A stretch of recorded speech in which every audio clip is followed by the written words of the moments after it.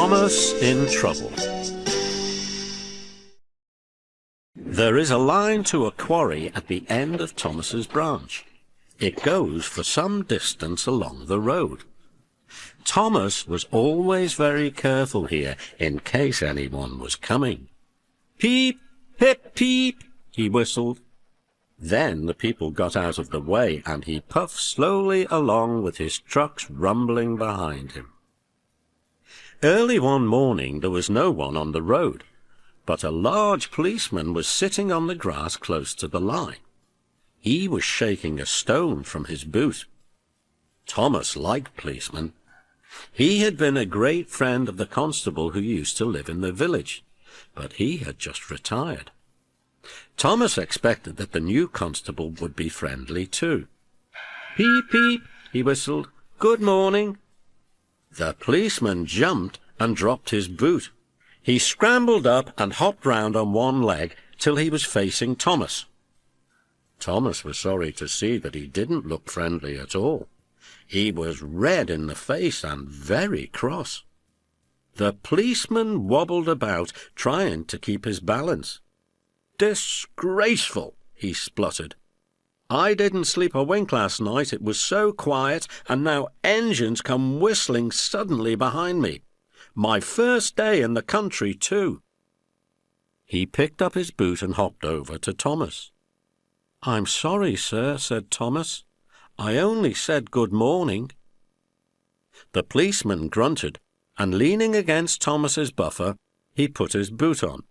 He drew himself up and pointed to Thomas. Where's your cow-catcher? He asked accusingly. But I don't catch cows, sir. Don't be funny, snapped the policeman. He looked at Thomas's wheels. No side plates either. And he wrote in his notebook. Engines going on public roads must have their wheels covered and a cow-catcher in front. You haven't, so you are dangerous to the public. Rubbish, said his driver. We've been along here hundreds of times and never had an accident. That makes it worse, the policeman answered. He wrote, regular lawbreaker in his book. Thomas puffed sadly away. The fat controller was having breakfast. He was eating toast and marmalade. He had the newspaper open in front of him, and his wife had just given him some more coffee. The butler knocked and came in. Excuse me, sir, you are wanted on the telephone. Bother that telephone, said the fat controller. I'm sorry, my dear, he said a few minutes later. Thomas is in trouble with the police, and I must go at once. He gulped down his coffee and hurried from the room. At the junction, Thomas's driver told the fat controller what had happened. Dangerous to the public indeed. We'll see about that. And he climbed grimly into Annie, the coach. The policeman was on the platform at the other end. The fat controller spoke to him at once, and a crowd collected to listen.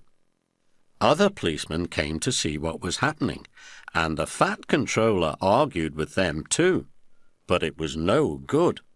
The law is the law, they said, and we can't change it. The fat controller felt exhausted. He mopped his face. I'm sorry, driver, he said. It's no use arguing with policemen. We will have to make those cow-catcher things for Thomas, I suppose. Everyone will laugh, sir, said Thomas sadly. They'll say I look like a tram.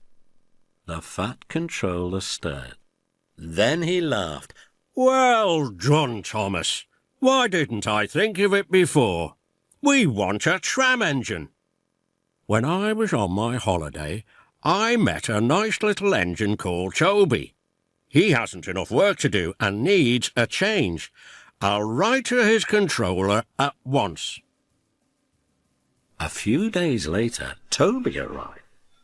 That's a good engine, said the fat controller. I see you've brought Henrietta. You don't mind, do you, sir? Asked Toby anxiously.